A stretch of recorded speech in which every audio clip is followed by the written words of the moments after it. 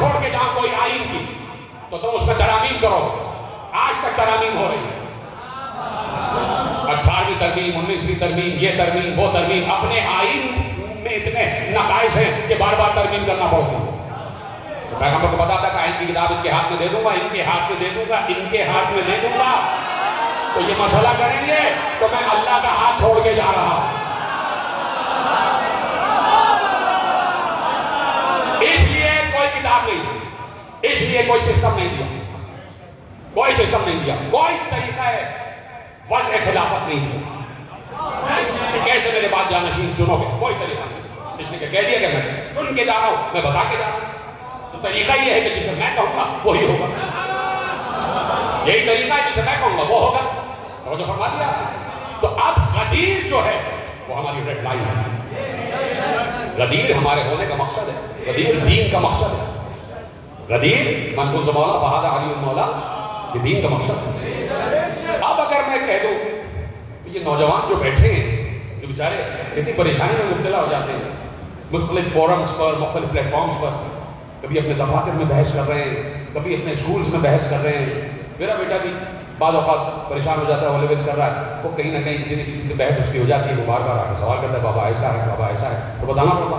تو کہیں مختلف پلیٹ فارمز پر، مختلف فورمز پر، کہیں یونیورسٹی میں میرے نوجوان دوست جو ہیں وہ ذہنی لڑائی لڑ رہے ہیں. ابھی میں نے بتایا نہیں کون سی لڑائی. میرے نوجوان دوست یونیورسٹی میں بس بات ختم ہو رہی ہے، ذہنی لڑائی لڑ رہے ہیں. آفیسز میں کام کرنے والے بحث مباحثہ ہو رہا ہے، لگے ہوئے اور بتا رہے ہیں کہ نہیں صاحب یہ ہماری شہرت ہے اور ہم اس سے ہٹیں گے نہیں، یہ ہے، یہ ہے، یہ ہے. بالکل ہے، نہیں صاحب ہماری دلیل یہ ہے، نہیں صاحب ہماری دلیل یہ ہے. اپنی جان کو خطرے میں ڈالنا. اور اتنی جانوں کو خطرے میں ڈالنے کے بعد میں کہہ دوں کہ یہ جو علی ولی اللہ ہے نا، یہ بس ایسے ہی ہے.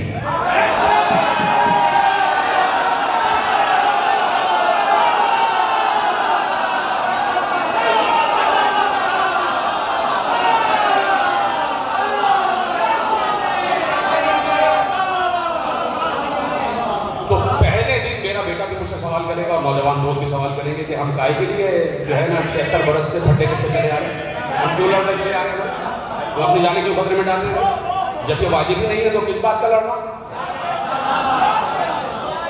نوجوان دوست یہ سوال کریں گے، نوجوان ذہن سوال کرے گا کہ بھائی پھر ہم کیوں لڑ رہے ہیں، پھر کیوں پیسے کر رہے ہیں، پھر ہم کیوں پریشان ہو رہے ہیں؟ تو ٹھیک ہے، پریشانی نہیں کرنا ہے تو دین ہی چھوڑ، دین ہی چھوڑ. اگر پریشانی نہیں چاہیے تو لا الہ الا اللہ بھی چھوڑ دو، محمد رسول اللہ بھی چھوڑ دو. نیتنیاہو کی طرح ایسے زندگی گزارو. اگر ایس والی زندگی گزارنا ہے تو وہ زندگی گزار دیجئے جو آپ کا یہ یروشلم والے زندگی گزار رہے ہیں. ان کا دین اپنا لیجئے، مغرب کا دین اپنا لیجئے، چھوڑ دیجئے سب کچھ. اور اگر حق کے اوپر رہنا چاہتے ہو تو حق کے راستے میں کٹھنائیاں آتی ہیں. ایسی آسانی سے حق نہیں مل جاتا، ایسی آسانی سے حق نہیں ملتا. حق صرف یہ نہیں کہ قبول کیا جائے، حق کے لیے جرأت اظہار حق بھی ہو. یہ کیا بات ہوئی کہ میں ممبر سے کہہ رہا ہوں می سمیت امار، می سمیت امار، دار دار یا علی، زبان کٹ گئی اور خود اپنی زبان میں بچا رہا ہوں. میں صوفے پہ بیٹھا تو یہ سب چھوڑ دینا چاہیے. یہ میں اپنی بات کر رہا ہوں، میں اپنے کو کہہ رہا ہوں، کسی اور کو مجھے یہ سب چھوڑ دینا چاہیے. جب مجھ میں اظہار جرأت اظہار حق ہی نہیں ہے تو بھائی خدا حافظ. اتنا مشکل تھا من کنت مولا فہذا علی المولا کہنا، اتنی جرأت کا کام تھا. پتہ نہیں میں بات پہنچا پاؤں یا نہ پہنچا پاؤں، پہنچ جائے تو بتائیے گا. اتنا مشکل کام تھا، اتنا خطرناک کام تھا علی ولی اللہ کا اقرار کروانا، من کنت مولا فہذا علی المولا کہنا. کہ پیغمبر نے خطبہ قدیر جب من کنت مولا کہنے لگے اس سے پہلے جا کے پڑھنا خطبہ قدیر. پیغمبر بتا رہے ہیں کہ خطرناک بھی ہوتا ہے. پیغمبر دیکھو، پیغمبر سب سے بڑا شجاع انسان، میری نگاہ میں سب سے بڑے شجاع ترین انسان کا نام ہے محمد مصطفیٰ. جس کے قوت بازو کا نام علی ہو، جس کے سکھائے ہوئے شاگرد کا نام علی ہو، جس کے وسیع کے لیے عرش سے ذوالفقار اتری ہو، وہ کتنا بڑا جری اور دلیر ہوگا. میرے رسول سے زیادہ شجاع اس کائنات میں کوئی دیکھا نہیں ہے. سب سے بڑے شجاع میرے رسول تھے. میں نے تقریریں کی نہیں ہیں شجاعت رسول پر، سب سے بڑے شجاع تھے میرے رسول. خطبہ قدیم میں پیغمبر نے کہا کہ پڑھو، کہا کہ ابھی 3 مرتبہ جبرائیل مجھ پہ نازل ہوئے، 3 مرتبہ، حج سے لے کے اور غدیر تک پیغمبر نے کہا 3 مرتبہ جبرائیل مجھ پہ نازل ہوئے، اور 3 مرتبہ کہا جو آپ سے کہا جا چکا وہ کہہ دیجیے۔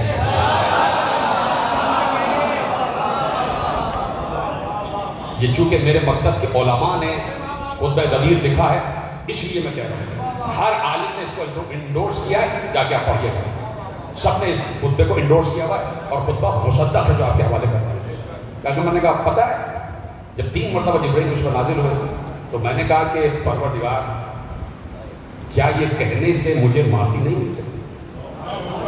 ان یستعفی لی ھذا، کیوں؟ اب پیغمبر نے اس کی وجہ بیان کی، کہا اس لیے کہ مجھے معلوم ہے کہ تمہارے درمیان منافق موجود ہیں، دین پر ہنسنے والے موجود ہیں۔ کہا مجھے معلوم ہے کہ تمہارے درمیان منافق موجود ہیں، دین کا مذاق اڑانے والے موجود ہیں۔ تو اب پیغمبر نے بتایا کہ پیغمبر نے تو کہہ دیا، پیغمبر نے تو کہہ دیا، ان سے بڑا شجاع کون ہوگا؟ اس لیے اللہ نے کہا تھا کہ دیکھو اے نبی، ہم تمہارے ذریعے سے قیامت تک کے آنے والی امت کو بتا رہے ہیں کہ علی ولی اللہ کہنا آسان نہیں ہے۔ ہمارے مصطفیٰ جیسا جگر ہو تو بولنا من کنت مولا ہوتا، ہمارے محبوب جیسا جگر ہو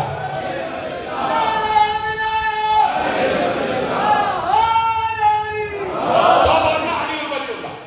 تو اس لیے بتایا کہ خطرناک ترین کام ہوتا ہے، اور یہ خطرناک ترین کام ہم 1400 برس سے کر رہے ہیں۔ تو کتنی سزا کون ہے یہ؟ کتنی سزا کون؟ یہ شجاعت ہم نے سیکھی ہے پیغمبر کے 12 جانشینوں سے۔ لاکھ پہرے، لاکھ خطرے، لاکھ جاسوس، لیکن جعفر صادق نے سچ بولنا نہیں چھوڑا، سچ بولنا نہیں چھوڑا، بتایا کہ یہ مسند علم و حکمت، یہ مسند جو وراثت علم رسول کی مسند ہے، یہ ہمارا حق ہے، یہ ہمارا حق ہے، اور وہ حق صادر کیا اور ثابت کیا۔ بند کر رہا ہوں بات، بس 5 یا 7 منٹ مجھے دے دیں، اس کے بعد ماتمداری ہو جائے گی۔ صرف ثابت کیا، کیا ثابت کیا؟ کیا کہ پڑھے قرآن کی آیتیں، مسلسل 3-4 آیتیں پڑھتا ہوں جب سب آپ کی سنی ہوئی ہیں۔ پہلی آیت آپ کے حوالے کرتا ہوں، پہلی آیت کیا ہے؟ انما ولیکم اللہ ورسولہ والذین آمنوا الذین یقیمون الصلاۃ ویؤتون الزکاۃ وہم راکعون۔ 3 ولی، 3 آ گئے نا، 1 2 3، ٹھیک ہے۔ دوسری آیت پڑھتا ہوں، ان اللہ وملائکتہ یصلون علی النبی یا ایھا الذین آمنوا صلوا علیہ وسلموا تسلیما۔ اس میں بھی 3 کا ذکر، اللہ درود پڑھ رہے ہیں، ملائکہ درود پڑھ رہے ہیں، اور صاحبان ایمان تم بھی درود پڑھو۔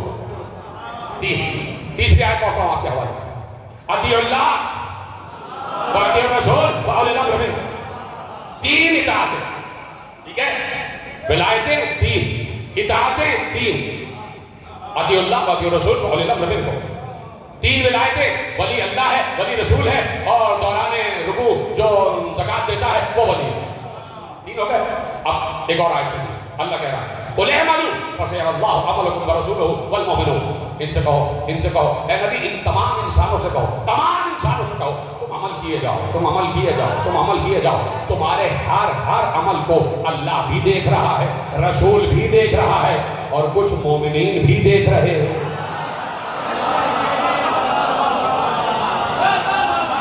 تمہارے ہر عمل کو اللہ بھی دیکھ رہا ہے، رسول بھی دیکھ رہا ہے اس کا، اور مومنین بھی دیکھ رہے ہیں۔ تو یہاں پر بھی جو لفظ فَسَيَرَى اللَّهُ، ایک مرتبہ یارانی اسی سے نکلا ہے، لن ترانی، اور یہ تمام کہ تم نہیں دیکھ سکتے اور یہ تمام چیزیں، تو اللہ نے کہا کہ ان سے کہو عمل کیے جاؤ، تمہارے ہر عمل کو دیکھ رہا ہے اللہ، اس کا رسول اور مومن۔ لفظ دیکھنا ایک مرتبہ استعمال ہوا،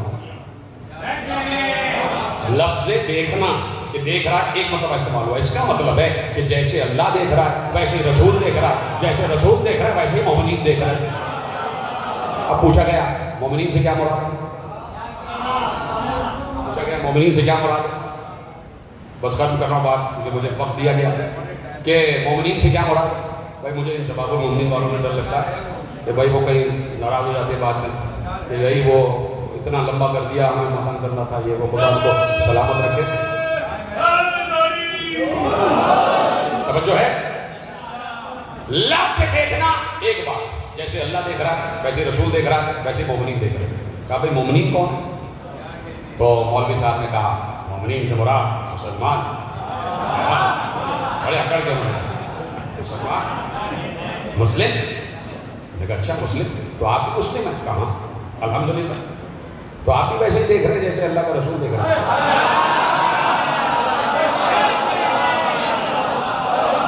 کیا آپ بھی ویسے دیکھ رہے ہیں جیسے اللہ اور اس کا رسول دیکھ رہے ہیں؟ تو میرے شہزادے قاسم بن حسن علیہ السلام نے بھی یہ سوال کیا تھا کہ یہ بتا کہ تو بھی مسلمانوں میں شامل ہے؟ کہا کہ تو بھی ویسے ہی دیکھ رہا ہے جیسے اللہ اس کا رسول دیکھتا ہے. اس نے کہا پھنس گیا. جب اس نے کہا کہ مومنین سے مراد تمام مسلمان، تو اب اس کو کہنا پڑا کہ ہاں ہم بھی ویسے ہی دیکھ رہے ہیں جیسے اللہ اس کا رسول دیکھتا ہے. تو میرے شہزادے نے کہا اچھا کچھ نہیں، دور کی بات نہیں ہے، تو میرے یہاں سامنے بیٹھا ہے، یہ بتا کہ تیرے گھر والے اس وقت گھر میں کیا کر رہے ہیں؟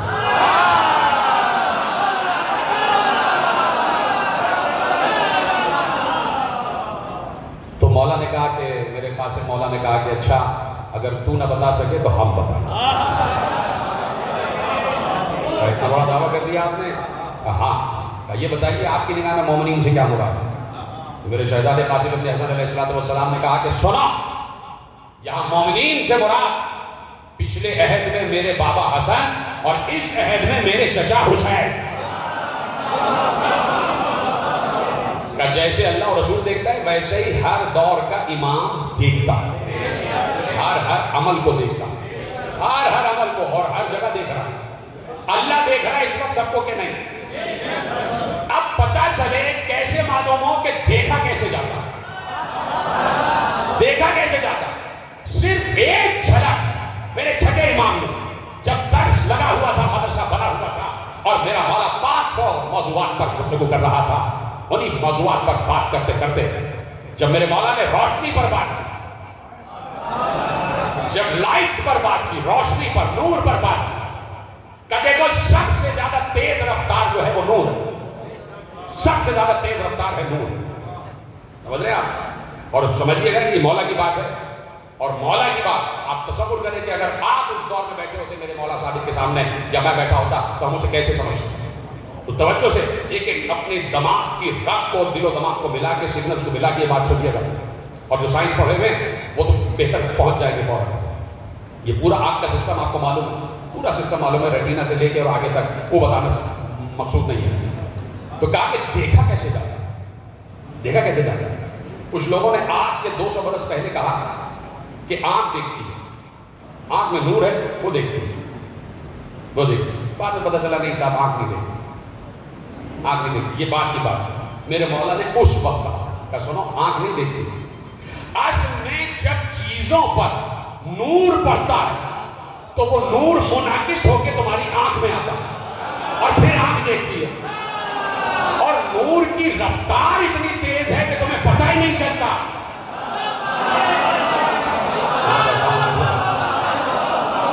اسپیڈ آف لائٹ، نور کی رفتار اتنی تیز ہے 3,86,000 میل پر سیکنڈ، 3,86,000 مائلز پر سیکنڈ. اس رفتار سے نور. اب آپ دیکھ رہے ہیں، میں نے یہ دیکھا مجھے یہ نظر آ رہا ہے کتنی تیزی سے نور آ رہا ہے. سمجھے اسے بھائی؟ کہاں بیٹھے ہیں آپ؟ میں نے کہا کہ اس وقت آپ بیٹھے ہوتے تو کیا کس طرح دیکھتے، کیسے سنتے، کیسے سمجھتے؟ اتنی تیزی سے نور آ رہا ہے. یہاں دیکھا یہ نظر آ گیا، یہاں دیکھا یہ نظر آ گیا. نور فوراً منعکس ہو رہا ہے، فوراً منعکس ہو رہا ہے. تو اب مولا نے کہا کہ جو جتنا قریب ہوگا اتنے تیزی سے نظر آئے گا اور اتنا ہی کلیئر نظر آئے گا، اتنا ہی واضح نظر آئے گا. اور جو جتنا دور ہوگا واضحیت اتنی ہی معدوم ہوتی جائے گی. اس وقت آپ وہ جو آخری سبیل پہ صاحب کھڑے، مجھے صحیح سے نظر نہیں آ رہا، لیکن مجھے یہ صاحب سب صحیح سے نظر آ رہا ہے. کب کر رہا ہوں بات سے، یہ سب صحیح نظر ہے. کیوں؟ فوراً. اور لائٹ فوراً اثر کر رہی ہے، فوراً ریفلیکٹ کر رہی ہے. وہاں سے آنے میں ٹائم لگ رہا ہے، حالانکہ بہت کم ٹائم لگ رہا ہے. ٹھیک ہے؟ تو اب جتنا ٹائم دور ہوتا چلا جائے گا اتنا ہی منظر دھندلاتا چلا جائے گا. دور کی چیز ہم دیکھ نہیں پاتے، 10 میل دور کی دیکھ نہیں پاتے، اس لیے کہ لائٹ کو آنے میں بہت دیر لگتی ہے. کہا کہ تم میں اور ہم میں فرق یہ ہے کہ تم عین البشر ہو، ہم عین اللہ ہیں۔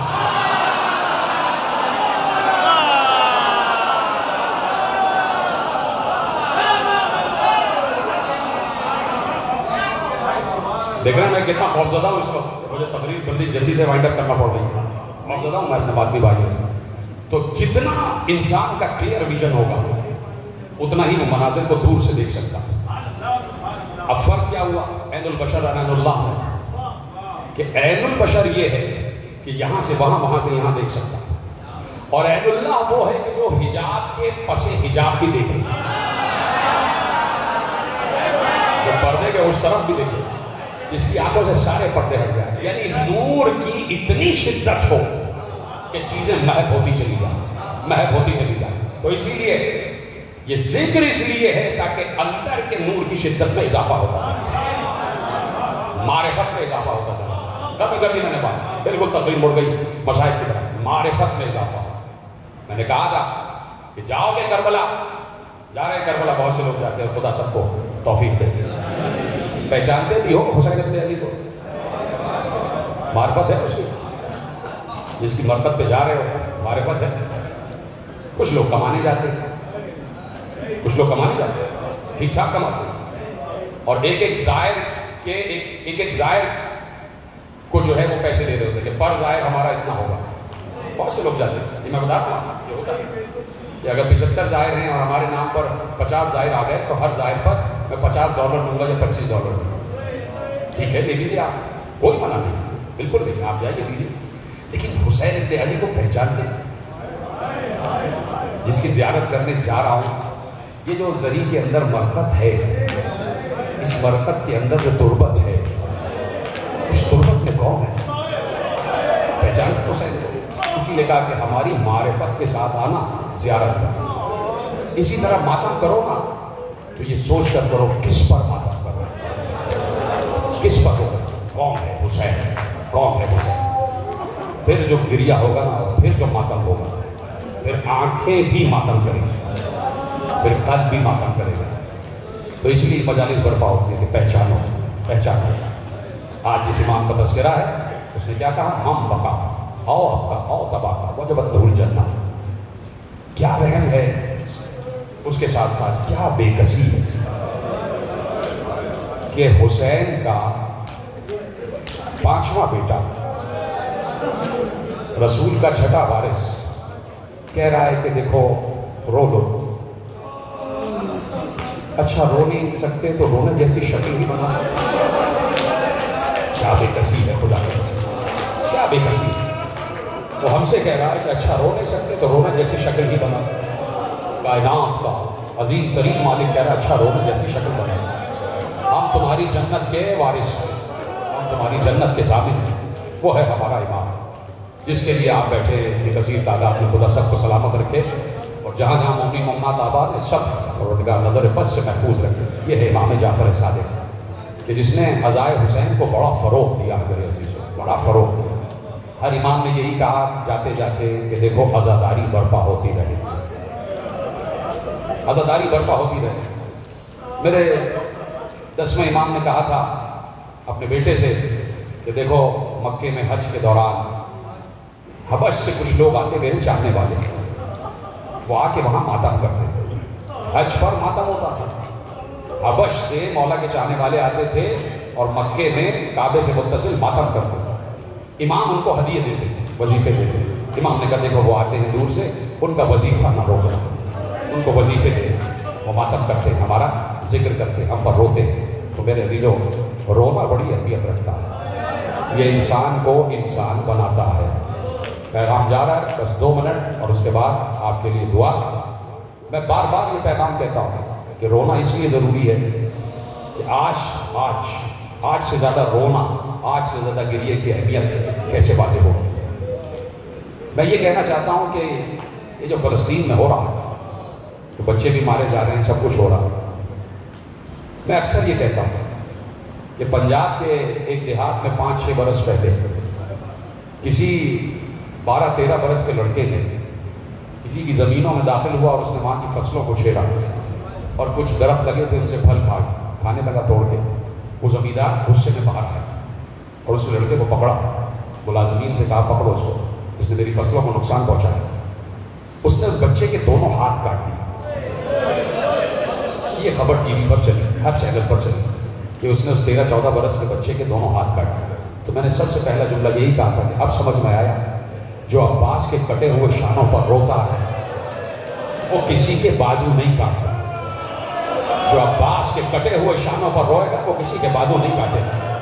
جو علی اکبر کے زخمی جگر پر روئے گا وہ کسی ماں کی گود نہیں اجاڑے گا۔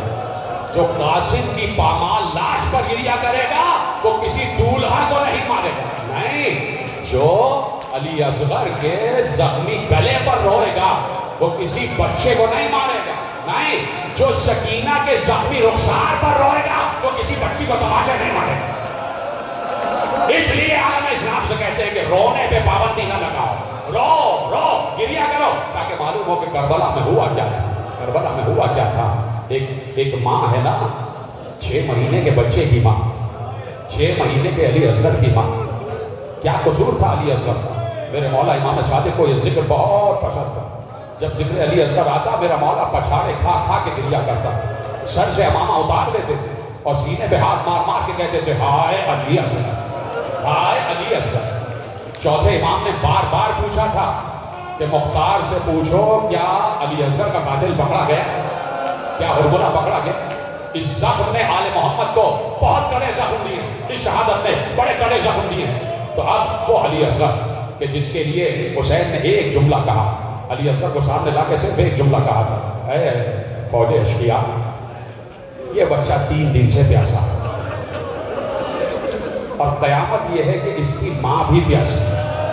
اس کے آگے میں جملہ کہہ نہیں سکتا، سمجھنے والے سمجھ جائیں، کہ اس کی ماں بھی پیاسی، یہ بچہ بھی پیاسا۔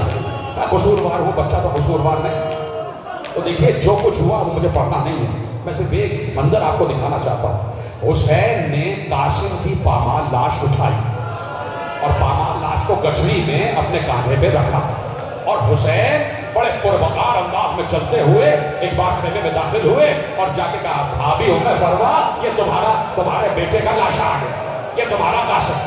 جا کے ام فروا کے حوالے کر دیا۔ حسین نے علی اکبر کا لاشا اٹھایا اور لاشا کاندھے پر ڈال کر حسین یا علی کہتے ہوئے ایک بار خیمے میں داخل ہو گئے، اور جا کے خیمے میں علی اکبر کے لاشے کو لٹایا اور کہا ام لیلا، یہ تمہارا بیٹا آ گیا۔ حسین اور محمد کے لاشے لائے اور کہا زینب تمہارے بچے آ گئے۔ ایک ایک شہید کا لاشا لے کے گئے اور جا کے کہا لو بیبیو تمہارے وارث کا لاشا آ گیا۔ لیکن عجیب بات ہے، علی اصغر کو لے کے چلے تو حسین سے خیمے میں جایا نہیں جا رہا، کبھی آگے جاتے کبھی پیچھے آتے کہ ماں کو کیا جواب دوں گا، ماں سے کیا کہوں گا۔ آخری جملہ سننا، ایک بار 7ویں مرتبہ حسین نے خیمے کا پردہ الٹا، آگے بڑھے، ابا کے دامن سے علی اصغر کے لاشے کو چھپایا ہوا تھا۔ ایک بار رباب سے کہا رباب میں کون ہوں، رباب میں کون ہوں؟ کہا میرے والی ہے، آپ میرے وارث ہیں، آپ امام وقت ہیں۔ کہا رباب جو میں کہوں گا وہ مانو گی؟ کہا یہ کیسے ہو سکتا ہے کہ میں نہ مانوں؟ ایک بار حسین نے ابا کا دامن اٹھایا، علی اصغر کو اٹھایا، رباب کی گود میں لیا کر رباب تمہارے بچے نے پانی پی لیا۔ رباب نے لرزتے ہوئے ہاتھوں سے علی اصغر کا لاشا اپنی گود میں لیا۔ ماں نے صرف ایک جملہ کہا، اے میرے لال، تجھے تو اس ہتھیار سے مارا گیا جس سے جانور